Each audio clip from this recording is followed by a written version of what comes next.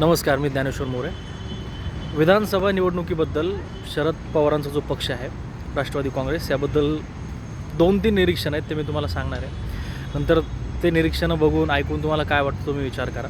त्याबद्दल मी ठामेठोकपणे सांगू शकत नाही. पण ते शरद पवार खरंच हे इलेक्शन मनातून लढले का, किंवा त्यांना निकालाची कल्पना आली होती का, याबद्दल आपण बोलणार आहोत. पहिला मुद्दा असा की मुख्यमंत्री शिंदे यांना एक महाराष्ट्राचा नेता, महाराष्ट्राचा मुख्यमंत्री आणि सध्या महाराष्ट्रामध्ये लोकप्रिय असलेला सर्वोच्च नेता ह्या इमेजमध्ये हातभार लावण्याचं काम इनडायरेक्टली शरद पवारांनी केलं. का?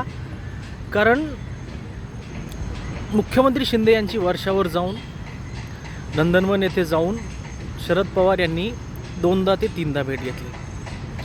तुम्ही जर मागचा कार्यकाळ बघितला तर सुरुवातीला 1-2 वर्ष शरद पवारांनी मुख्यमंत्री शिंदे यांच्यावर थेट पवार टीका करायचे, त्यांच्या ध्येयधोरणाबद्दल बोलायचे. शिवसेना असेल किंवा त्यांनी त्यांच्यासोबत जे केलं, गद्दारी केली, पक्ष वगैरे घेतले, याबद्दल बोलायचे.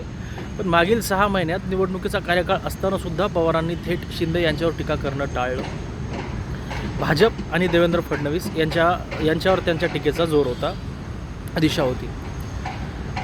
शिंदे यांना अधिकृत नेता मान्य करून त्यांनी फक्त शिंदे यांचा ॲक्सेप्टन्स महाराष्ट्रात वाढवला नाही, तर दुसऱ्या बाजूला जी महाविकास आघाडी होती त्यांच्यामधला त्यांचा जो मित्र होता ठाकरे गट, आणि ठाकरे गटाचा जो गद्दारचा नॅरेटिव्ह होता तो सुद्धा पवारांनी खोडून काढायला मदत केली.